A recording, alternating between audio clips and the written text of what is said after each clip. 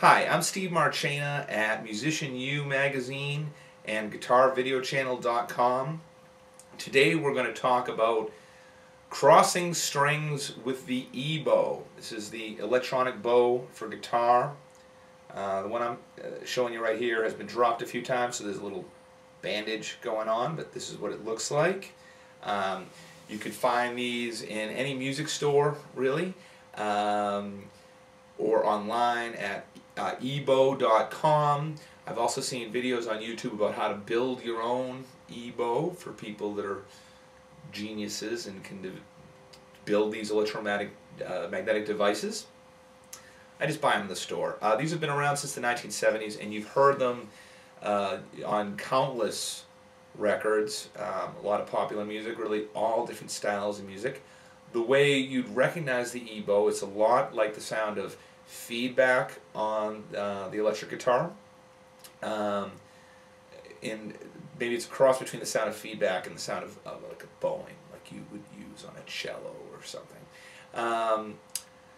Let's see, so the basic technique that people use is they'll just hold the EBow over a string and it'll sustain at least until the battery runs out. So normally when you play a string on the guitar, it rings out and then it gets quieter, it starts to decay. It's still going, but it's definitely a lot softer. See, now it's almost gone. If I put the EBow over that same note, now that note's going to go, again, until the battery runs out. It's going to go essentially forever. The way that most people use the EBow is like that, where we'll get one string ringing, but then we can move along that string. So I'll play the G string again, then just start fretting notes. A little trill in there. Legato playing is very effortless, and you hear no pick attack.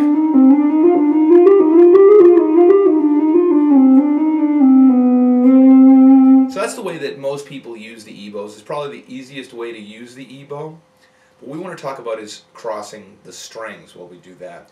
It's really going to open up a whole new world of sounds to your EBow when you do that. So I'll start here with a single string and then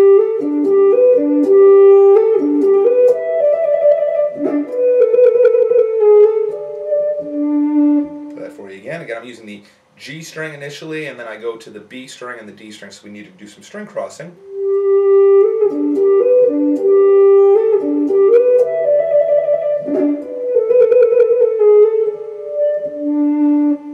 Okay, so to get started with the string crossing, probably what you want to do is you want to learn how to activate any one of the strings with the EBow as quickly as possible. Just sort of tap it down there on the A string. See, if I just hold it over the A string,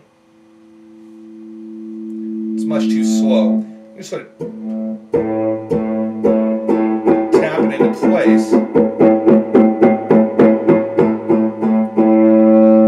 do that on the A string, I'll do that on the D string. Just sort of tapping it right into place. Then the idea is the shift between the two. When you first do this is what's going to happen. You're going to get one string to ring, then you're going to shift, and you're going to lose all the sound. You're like, oh, I got to get it. It's almost like shifting chords. When you're first playing chords on the guitar, you play a G, you're like, oh, how am I going to get to a C chord in time? Well, same idea here. I'm going to play the A string, and how am I going to get to the D string and have that note ring right away? So this is example one, where we're just alternating between the two. It's a lot like you use a bow on a violin or a cello, just alternating A, D, A, D, A, D. It's a little pedal point, so that's example one. For example two, we're going to start fretting notes on the D string while we're doing this pedal point. We're keeping the right hand motion the same.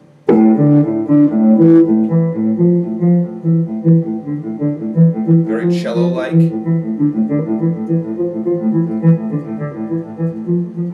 Of course, in example two, we stay in the second position of the guitar, but you can fix that.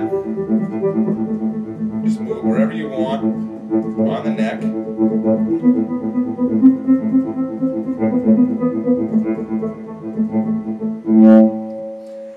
For example 3, we're going to do that same thing, but we're going to use 4 strings. We're going to go from the A string to the D to the G to the B to the C to the D to the A. We'll hold an A minor chord initially. It's a little more string-like and a little less flute-like.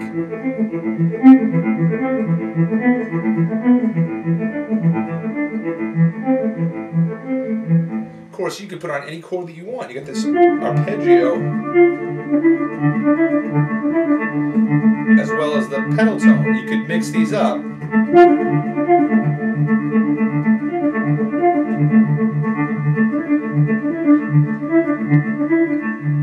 It's definitely different than just that single string idea. And again, you could incorporate them.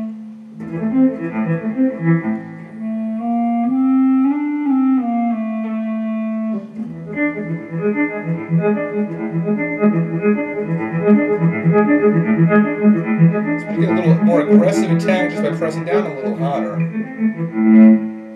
So the last trick I'm going to show you with the EBow is from a hyperspace track called Motorcycle. What we're going to do here is we're going to lower our low E string so it's just flapping. We'll hold the EBow over that flapping string. Then I'm going to press the string behind the nut, just like that.